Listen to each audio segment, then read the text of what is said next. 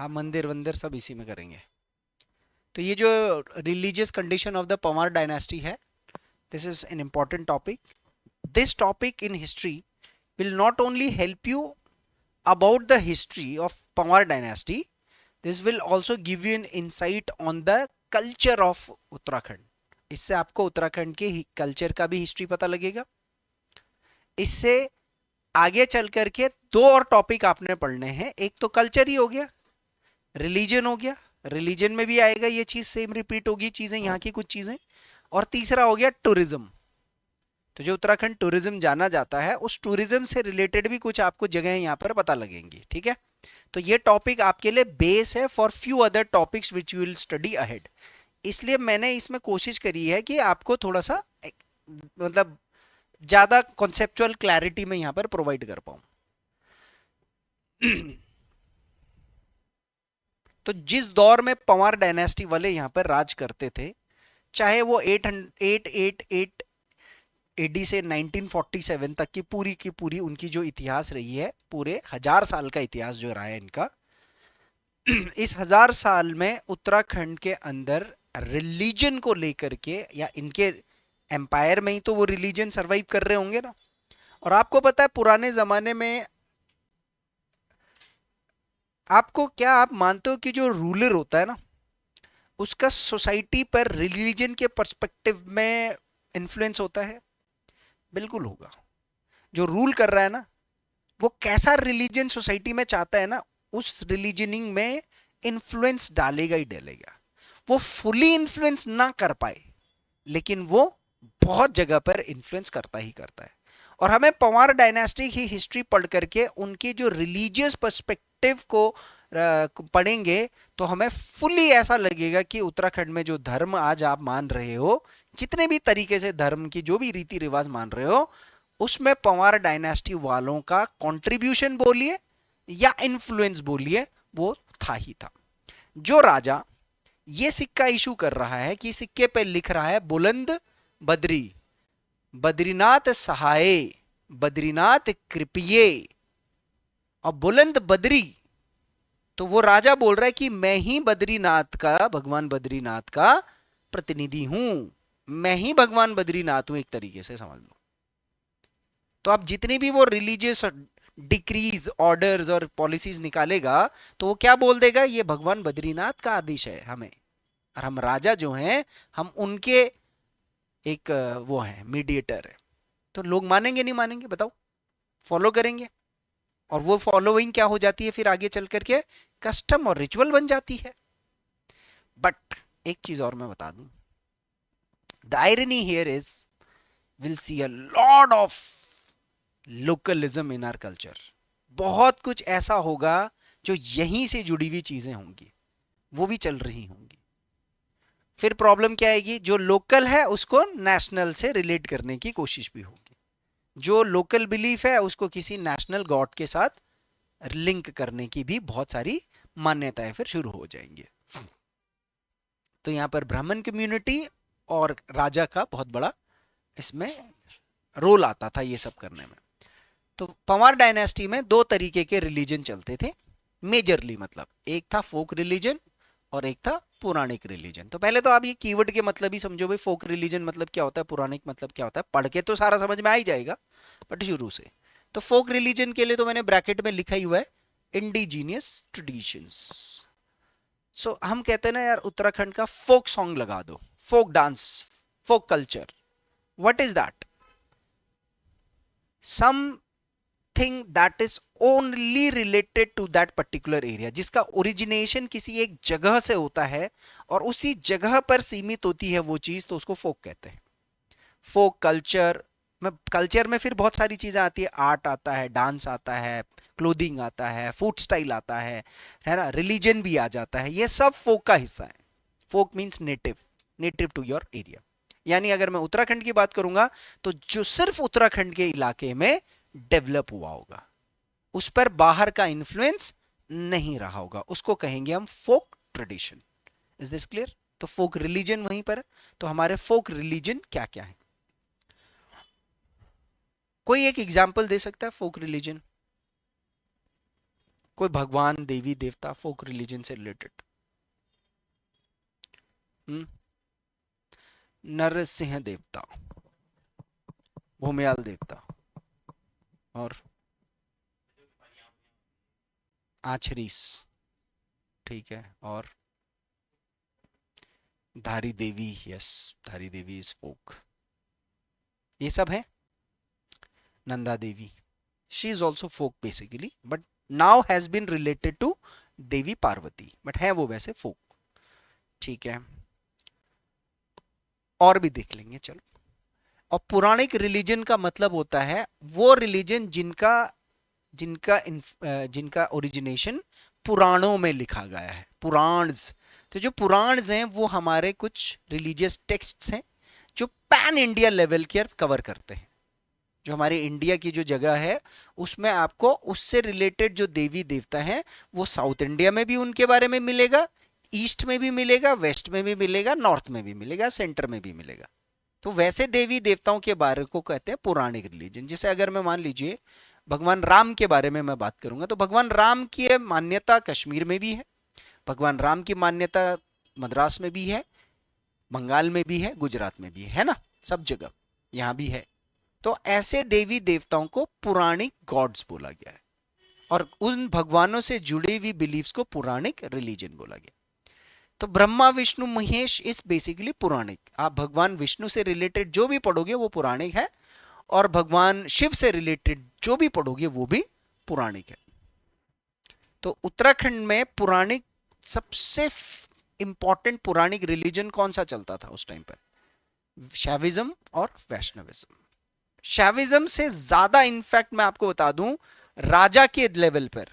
देखो आम लोगों के लेवल पर तो बात की बात है, वो तो ठीक है, जो राजा जिसको प्रमोट करेगा तो आम लोगों का भी हो ही जाएगा। तो आप राजा के लेवल पर आप भगवान बद्रीनाथ का यानी विष्णु जी का इन्फ्लुएंस देखोगे। सबसे बड़े भगवान पंवारों के टाइम के भगवान बद्रीनाथ है। आया लॉजिक समझ में? सबसे बड़े भगवान वही है, उनके सिक्के हैं, हर चीज उनके हिसाब से चल रही।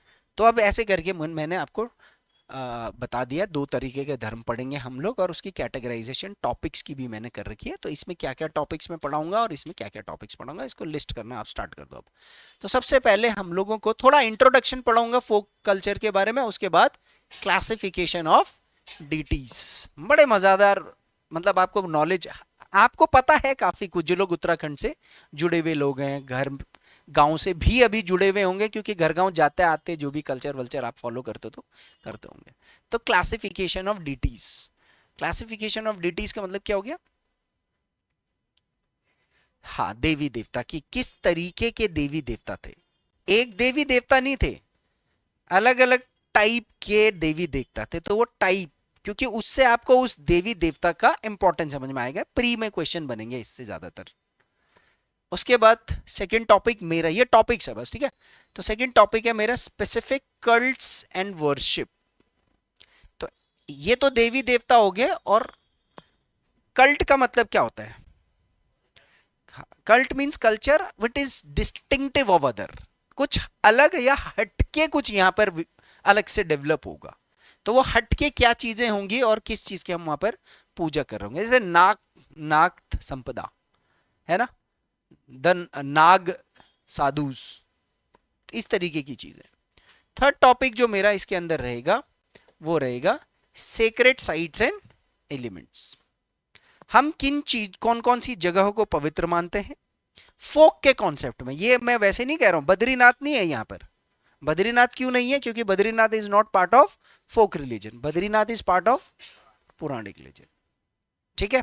जैसे आप नागराजा देवता सुना है आप लोगों ने सेमुखेम में, तो सेमुखेम के नागराजा देवता वो फोक है, ठीक है।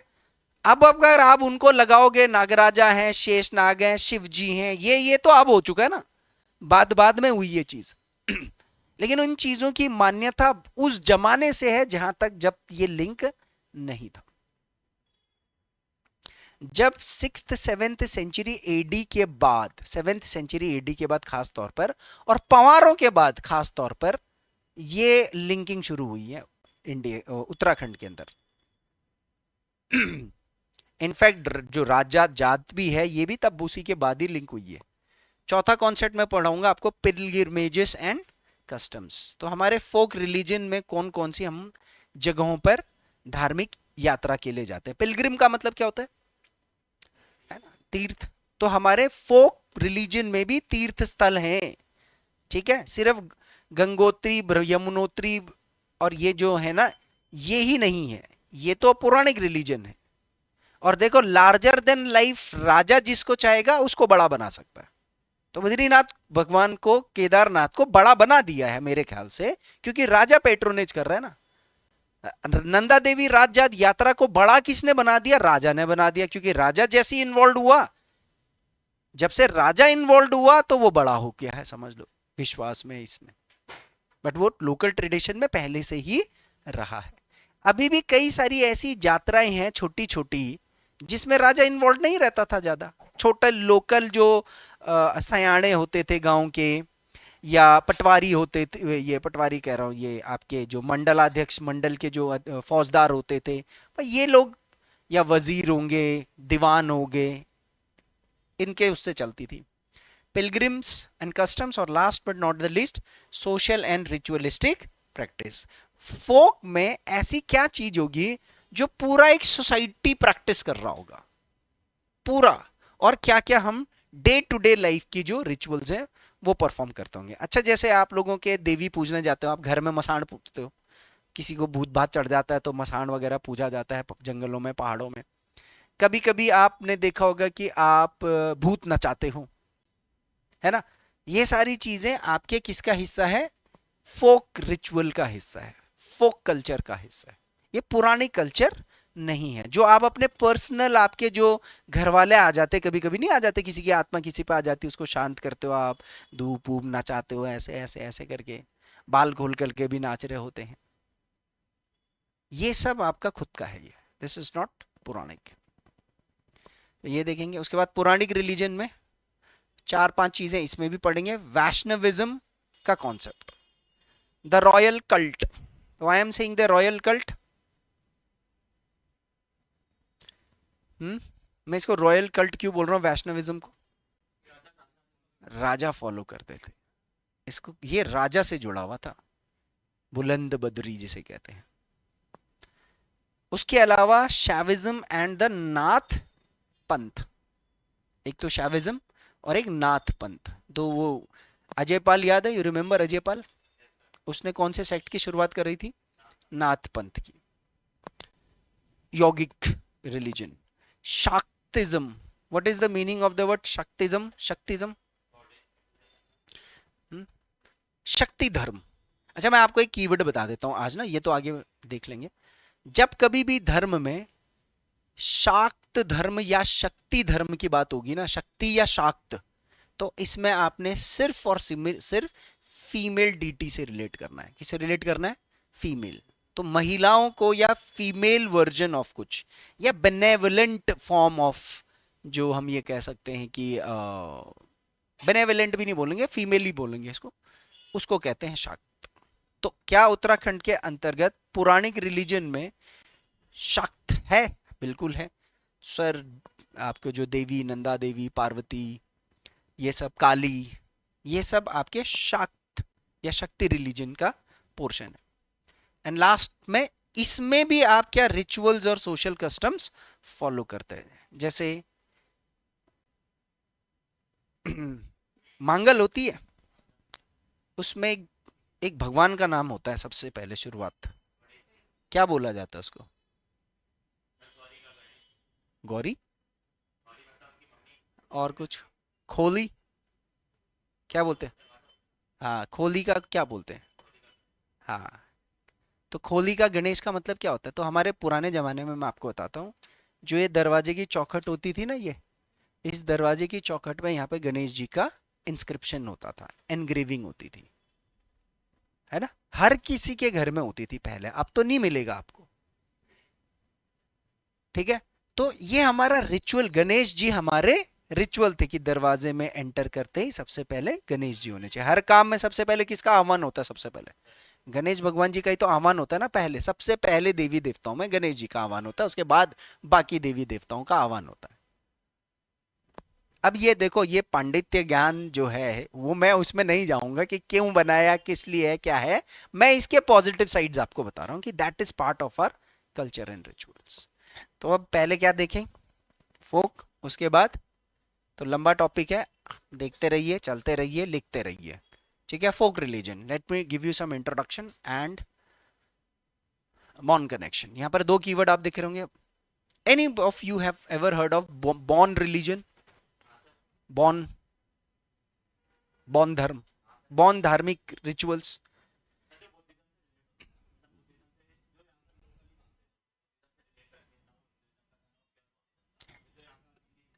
तो लोकल था, वो यहाँ का भी लोकल नहीं था, मतलब यहाँ का लोकल ही था, लेकिन हमारे जैसे और जगह पर भी ऐसा ही कर रहे थे। तो ये सबसे ज्यादा जो है, जो बॉर्न एक्चुअली में आज कीवर्ड है ना, बॉर्न रिलीजन या बॉर्न कस्टम्स जिसको बोलते हैं ना, वो भी एक लोकल कस्टम है, मगर वो किस तरफ का है, तिब्बत एरिया का। तो तिब्बत एरिया में एक बॉर्न कस्टम प्रैक्टिस होता था। उसमें क्या होता है, आत्माओं को पुकारना। जैसे आप आत्मा को पुकारते हो ना, पुकारते हैं हमारे फोक में आत्माओं को। देवी देवता नचवाते हैं, कौन नाचता उसमें? आत्मा ही तो नाच रही है, जिनको आप मान रहे हो उसी की तो आत्मा नाच रही है। और वो आत्मा कुछ बोलता भी है ना, मैसेज भी बोलता है, कुछ गलत हो रहा है या सही हो रहा है, या ये करना या वो करना है। This is born culture. Spirits, spirit का मतलब क्या हो गया, आत्मा। तो ये स्पिरिट्स को पूजना, स्पिरिट्स को बुलाना, स्पिरिट्स को भगाना, क्योंकि पॉजिटिव स्पिरिट भी होगी, नेगेटिव स्पिरिट भी होगी, ठीक है। यूनिवर्सल स्पिरिट भी होगी, फैमिली स्पिरिट भी होगी, सब तरीके के स्पिरिट होते हैं भाई वहां पर। अच्छा स्पिरिट भी है और कोई बुरा वाला, गलत वाली जो आत्मा है उसको भगाना भी है, क्योंकि आपके अंदर आ गई है वो, अब उसको भगाने के लिए भी आप कुछ परफॉर्म कर रहे हो। तो अच्छा वाला भी बुलाना, गलत वाले को भी भगाना, कुछ क्षेत्रीय वाला स्पिरिट होगा, कुछ आपके पारिवारिक वाला स्पिरिट होगा। कितने टाइप के स्पिरिट होते हैं, देखो है या नहीं है बताओ उत्तराखंड में। दिस इज बॉर्न कल्चर, पहला कीवर्ड आपको ये याद रखना, ठीक है। सो फोक रिमेन्ड रिजिलियंट अगेंस्ट वैदिक एंड पुरानिक इन्फ्लुएंस। इसका मतलब क्या है? The best thing I like about Uttarakhand today is not today, अब तो बहुत, मतलब अब तो बहुत गंद मच गया, मैं पहले बता दूं, हमारे फोक में बहुत ही ज्यादा गंद मच गया जिसको कहते हैं ना। बट पहले के जमाने की मैं बात बता रहा हूं। पहले के जमाने में से लेकर के, चाहे बेशक वो राजा ने वैष्णविज्म का कल्ट, पुराणिक इन्फ्लुएंस डाला यहां पर, लेकिन सर आज भी हमारे लोग अपने फोक को ज्यादा पूछते हैं। एक बात बताओ, आपके जो घर वाले जो लोग पलायन कर चुके हैं, मेरे जैसे लोग, मैं बद्रीनाथ केदारनाथ जाऊं ना जाऊं, मैं अपने गांव में पूजा करने जरूर जाता हूं। Means I am giving more value to whom, I am giving more value to my folk, क्योंकि फोक जो कल्चर था हमारा उत्तराखंड का, वो टिका रहा। रेजिलिएंट का मतलब क्या होता है, वो क्या होता है, एकदम निष्ठ रहा है, एकदम मजबूत रहा है। उसको वैदिक और पुरानिक रिलीजन छेड़ नहीं पाए। वैदिक रिलीजन का मतलब क्या हो गया, जो वैदिक धर्म के हिसाब से आप जो मंत्र उच्चारण, ये सब जो बाहर से ये सारे पंडित आए, ये लोग, इन्होंने वैदिक वैदिक निकाला है, धर्म यहाँ पर लगाने की पूरी कोशिश करी, लेकिन उनको भी बल्कि उल्टा अब फोक के साथ इंटीग्रेट होना पड़ा। उन्होंने भी यहाँ का कल्चर अडॉप्ट कर रखा है सर।